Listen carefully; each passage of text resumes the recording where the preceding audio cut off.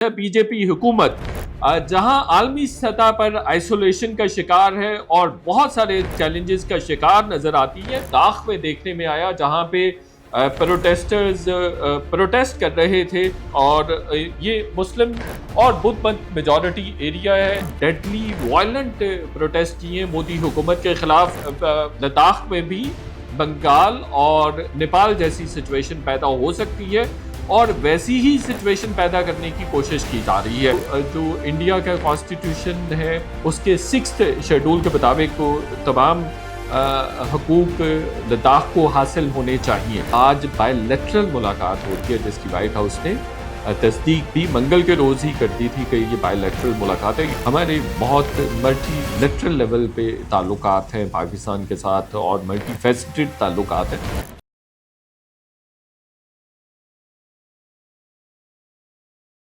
السلام علیکم ناظرین، میں ہوں شاہد میتلا. آپ میرا ویلاگ دیکھ رہے ہیں. بی جے پی حکومت جہاں عالمی سطح پر آئسولیشن کا شکار ہے اور بہت سارے چیلنجز کا شکار نظر آتی ہے، وہیں داخلی سطح پر بھی اس کو بہت سارے چیلنجز درپیش ہے. ایسا ہی ایک بڑا چیلنج ہمیں کل لداخ میں دیکھنے میں آیا جہاں پہ پروٹیسٹرز پروٹیسٹ کر رہے تھے اور یہ مسلم اور بدھ مت میجورٹی ایریا ہے. اس کے ایک طرف چائنا، دو طرف بلکہ چائنا ہے، ایک طرف پاکستان ہے اور ایک طرف انڈیا کا صوبہ ہماچل ہے. لداخ میں کل لوگوں نے بہت ڈیڈلی وائلنٹ پروٹیسٹ کیے مودی حکومت کے خلاف اور بلکہ یہاں اتنے شدید قسم کے یہ پروٹیسٹ تھے، احتجاج تھے کہ جو لیفٹیننٹ گورنر ہیں وہاں کے کویندر گپتا، ان کو یہ کہنا پڑا کہ لداخ میں بھی بنگال اور نیپال جیسی سچویشن پیدا ہو سکتی ہے اور ویسی ہی سچویشن پیدا کرنے کی کوشش کی جا رہی ہے. بنیادی طور پر جو احتجاج، پروٹیسٹ، ہنگامے ہوئے، اس کا جو مطبع نظر تھا اور جو ڈیمانڈز تھیں اس میں اسٹیٹ ہوڈ کی ڈیمانڈ کی گئی جو پروٹیسٹرز تھے ان کی جانب سے، اور یہ کہا گیا کہ جو فل فلیج جو اسٹیٹ کے رائٹ ہوتے ہیں وہ رائٹس دیے جائیں، الگ اسٹیٹ کے رائٹس دیے جائیں، اور اس کو جو انڈیا کا کانسٹیٹیوشن ہے اس کے 6 شیڈول کے مطابق تمام حقوق لداخ کو حاصل ہونے چاہیے. یہ جیسے میں نے بتایا کہ یہ مسلم اور بدھ مت میجورٹی ایریا ہے. دو اطراف میں چائنا لگتا ہے، ایک طرف پاکستان ہے، ایک طرف انڈیا ہے. گلوان ویلی یہ 2019 میں جب ڈیڈلی اسکرمیشز ہوئی تھی چائنا کے ساتھ، یہ وہی ایریا ہے. اسی ایریا میں یہ فائٹس چائنا کے ساتھ ہوئی تھی جس میں 20 بھارتی فوجی جہاں بھاگ ہوئے تھے. بنیادی طور پر لداخ جموں کشمیر کے ساتھ ایڈجیسنٹ ایریا تھا اور جوائنٹ ایریا تھا، لیکن 5 اگست 2019 کو آرٹیکل 370 کے تحت اس کو بھی یونین ٹیریٹری میں شامل کر دیا گیا تھا، اور اس کے بعد سے وہاں کے رہائشیوں میں، وہاں کے مکینوں میں بہت زیادہ بے چینی پائی جاتی ہے. وہ سمجھتے ہیں کہ ان کی جو روزگار کے مواقع ہیں وہ کم ہوئے ہیں، اور ڈومیسائل کی پروٹیکشن نہ ہونے کی وجہ سے وہاں پہ یہ بھی مسائل پیدا ہو رہے ہیں کہ باہر سے آ کے لوگ مسلسل زمینیں خرید رہے ہیں. تو جو آرٹیکل جو کانسٹیٹیوشن جو انڈین کانسٹیٹیوشن کا 6 شیڈول ہے وہ جابس کو بھی سیکیور کرتا ہے مقامی لوگوں کی، وہ مقامی لوگوں کی لینڈ کو بھی سیکیور کرتا ہے اور ان کے کلچر کو بھی سیکیور کرتا ہے. چونکہ ہندو یہاں پہ بہت کم تعداد میں ہیں، لیکن بی جے پی نے ہٹ دھرمی کی اور 5 اگست 2019 کو آرٹیکل 370 کے تحت ان کو بھی علیحدہ کر دیا. تو یہاں پہ اب بدھ مت یہ چاہتے ہیں اور مسلمان بھی وہاں کے یہ چاہتے ہیں کہ ان کا جو کلچر ہے وہ پروٹیکٹ ہونا چاہیے، ان کی جابس پروٹیکٹ ہونی چاہیے اور یہاں پہ کوئی لینڈ نہ خرید سکے. اب یہ مذاکرات اور یہ ڈیمانڈز بی جے پی حکومت ماننے کے لیے تیار نہیں ہے، جس کے جواب میں کل احتجاج شروع ہوئے جو کہ وائلنٹ ہو گئے، اور یہ کہا جا رہا ہے کہ دہائیوں میں پہلی دفعہ ایسے ہنگامے پھوٹے ہیں اور ایسے احتجاج لداخ کے ایریا میں ہوئے. 3 لاکھ ٹوٹل آبادی ہے، لیکن بے چینی بہت زیادہ پائی جاتی ہے. اور یہ بھی کہا جا رہا ہے کہ آج کرفیو نافذ کرنا پڑا ہے سینٹرل گورنمنٹ کو وہاں پہ، اور یہ کہا جا رہا ہے کہ ابھی بھی حالات جو ہیں وہ قابو میں نہ ہیں اور نہ قابو میں آتے نظر آ رہے ہیں۔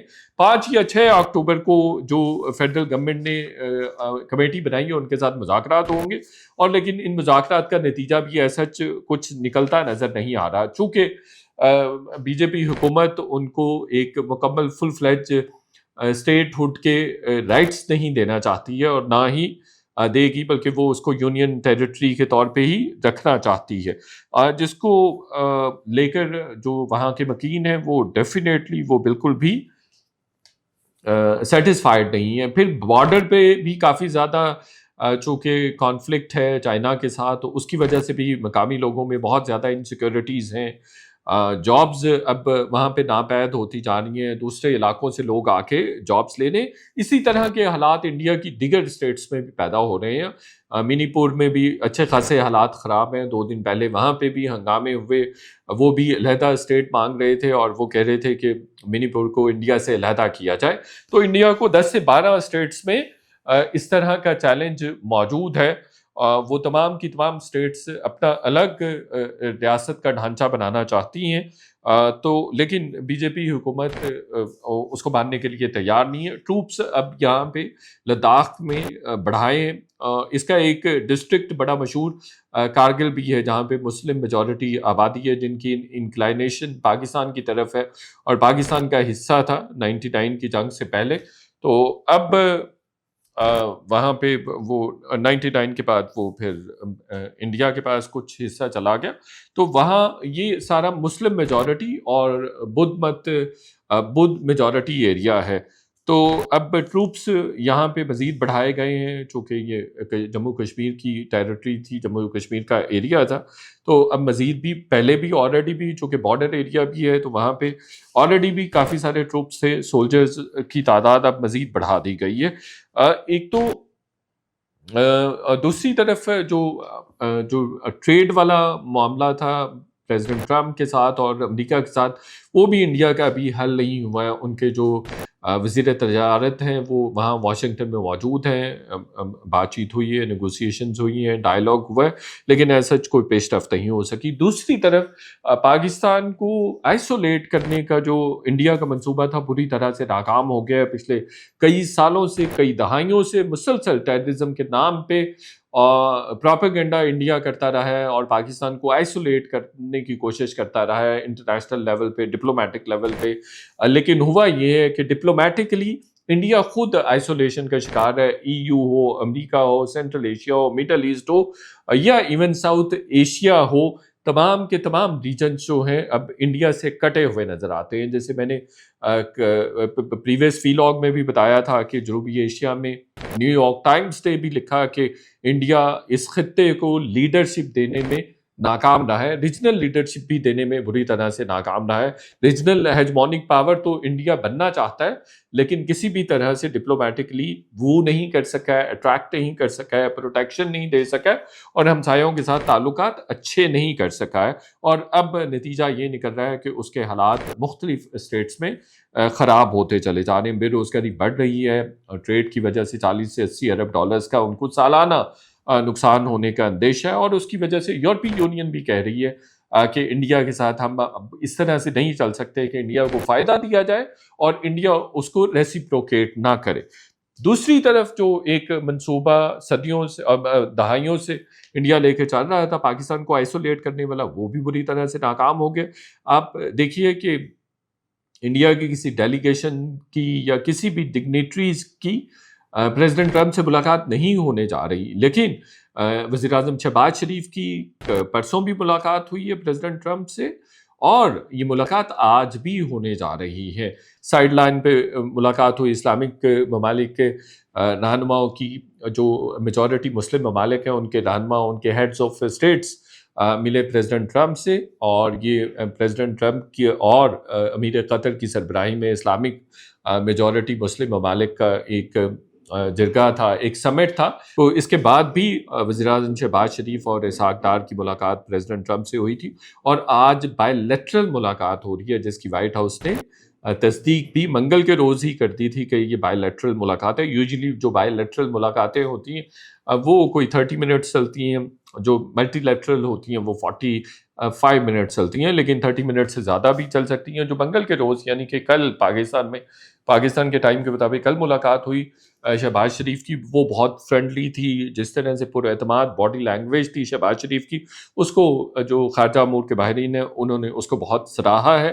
اور یہ بھی کہا ہے کہ یہ، بلکہ ایسوسیٹڈ پریس نے بھی آج لکھا ہے کہ پریزیڈنٹ ٹرمپ کے ساتھ دوسری ملاقات 2 دنوں میں جو ہونے جا رہی ہے شہباز شریف کی، یہ بہت وارمنگ اور بہت اچھے تعلقات کی نشاندہی کرتی ہے یہ چیز.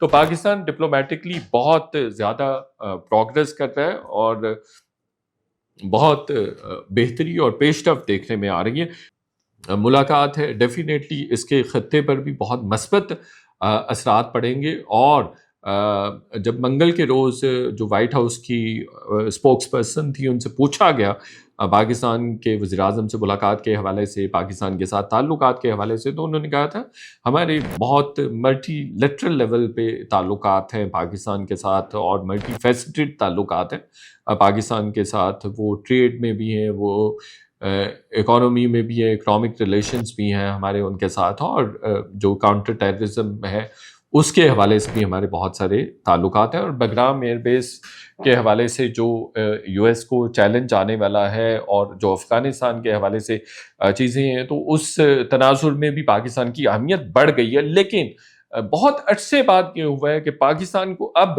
افغانستان کے تناظر میں نہیں دیکھا جا رہا ہے. یہ ایک بہت بڑی ڈیولپمنٹ ہوئی ہے کہ جس طرح سے 12 جون کو field marshal Asim Munir president Trump سے ملے. پریزیڈنٹ ٹرمپ مسلسل پاکستان کی ملٹری اور سویلین لیڈرشپ کو مسلسل اپریشیٹ کر رہے ہیں، اس کو ایڈمائر کر رہے ہیں اور اس کے رول کی تعریف کر رہے ہیں. جنگ کے دوران جو انڈیا اور پاکستان کی مئی میں ہوئی اس کو لے کر بھی انہوں نے ہمیشہ تعریف کی ہے. اور یہ ایک بہت بڑی پیش رفت ہے اور بہت بڑا ایک طرح سے امریکہ کا ڈپلومیسی میں شفٹ ہے. پاکستان ہمیشہ سے چاہتا تھا کہ اس کو افغانستان کے تناظر میں یا افغانستان کے عدسے سے نہ دیکھا جائے بلکہ اس کو سیپریٹلی دیکھا جائے. تو یہ ایک بہت بڑی ڈیولپمنٹ ہوئی ہے کہ پاکستان کو الگ سے دیکھا جا رہا ہے اور ایک انڈیپینڈنٹ اور دوست ملک کے طور پہ دیکھا جا رہا ہے. تو یہ پاکستان کی خارجہ محاذ پہ ایک بہت بڑی کامیابی ہے.